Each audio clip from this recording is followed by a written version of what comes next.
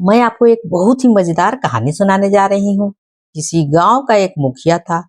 उसके बेटे का नाम था तेजा जी। तेजा जी रोज अपने साथियों के साथ नहाने के लिए नदी के किनारे जाता था।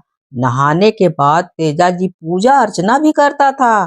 तेजा जी के साथियों की संख्या बहुत ज्यादा थी, इसलिए पूरा घाट उन्हीं से भर जाता था।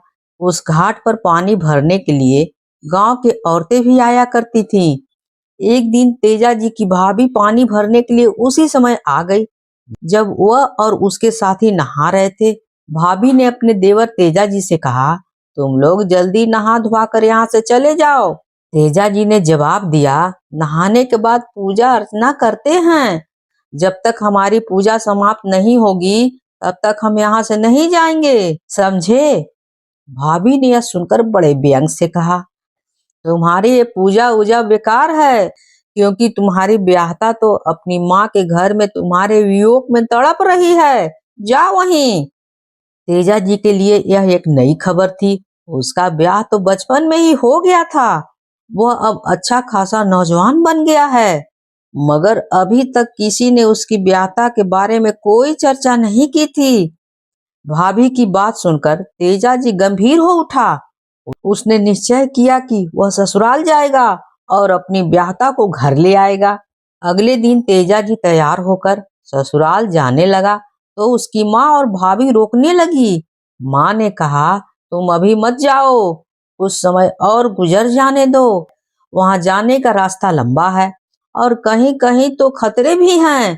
भाभी बोली, मैं तो मजाक में तुम्हारी ब्याहता का ताना मार बैठी थी। अपनी माँ की और मेरी बात काट कर मत जाओ। तेजा जी ने उनकी बात नहीं मानी। वह अपने साथियों के साथ अपने ससुराल की तरफ चल पड़ा। वह गांव की सीमा के बाहर भी नहीं गया था कि एक बिल्ली ने उसका रास्ता काट दिया। तेजा जी ने उस अपशकुन पर भी परवाह नहीं की। तेजा जी अपने साथियों के साथ जब ससुराल पहुंचा तो उसकी सास खुश नहीं थी। उसका दामाद बिना खबर किए आ गया था और वो भी इतने साथियों को लेकर आया था। सास बहुत बूढ़ी और गरीब थी। इन लोगों की खातिरदारी कैसे करती?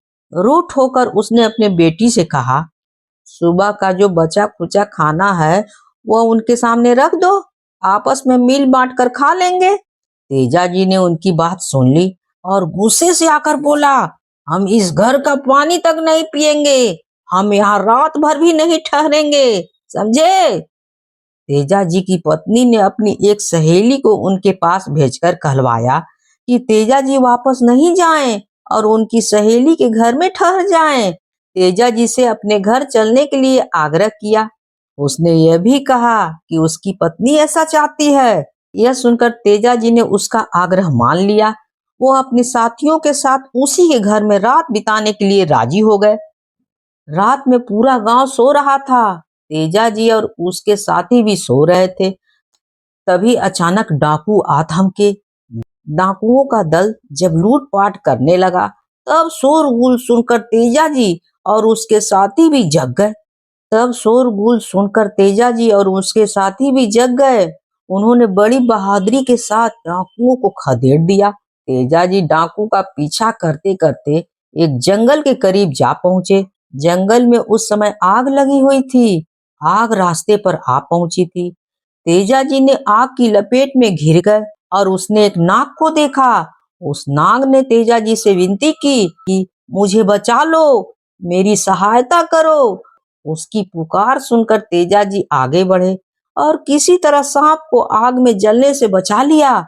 नाग को बचाकर जब उन्होंने एक सुरक्षित जगह पर रख दिया, तब नाग ने फन उठाकर फुफकारते हुए कहा, मैं तुमको डसना चाहता हूँ, तुम अपनी जीभ बाहर निकालो।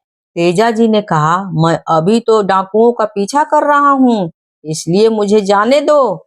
डाकुओं से गाय छीनकर मैं यहीं लौट आऊंगा, तब तुम मुझे काट लेना, मैं यह वचन देता हूँ। डाकुओं से उसने गाय को छीन लिया। तेजा जी फिर उसी जगह आए जहां पर नाग उसकी प्रतीक्षा कर रहा था। तेजा जी अपना दिया हुआ वचन भूले नहीं थे। अपनी जीभ आगे करते हुए उन्होंने नाग से कहा, लो अब तुम मुझे डस लो। नाग पहले तो मुंह खोलकर डसने को हुआ, मगर उसे तभी चेत हुआ कि यह तो बड़ा वचन का पक्का निकला। ऐसे सच्चे और ईमानदार आदमी को डसना ठीक नहीं है। उसने अपना डसने का इरादा छोड़ दिया और खुश होकर तेजा जी से कहा, मैं तुम्हें एक वरदान देता हूँ। आज से जब भी किसी व्यक्ति को सांप डस ले तो तुम्हारा नाम लेकर एक कपड़ा फाड़कर उसके गले में बांध देने पर उसकी जान बच जाएगी। तभी से लोगों का यह विश्वास है कि तेजा जी के नाम के गले का कपड़ा बांध देने पर सांप के काटने पर आदमी भी बच जाता है। अगले दिन पत्नी को साथ लेकर तेजा जी अपने गांव चले गए। घर में सबने उसका स्वागत किया और सब लोग खुशी खुशी रहने लगे। अगर कहानी अच्छी लगी हो तो please like share and subscribe जरूर कीजिएगा, भूलिएगा बिल्कुल नहीं। कहानी होती है समाप्त।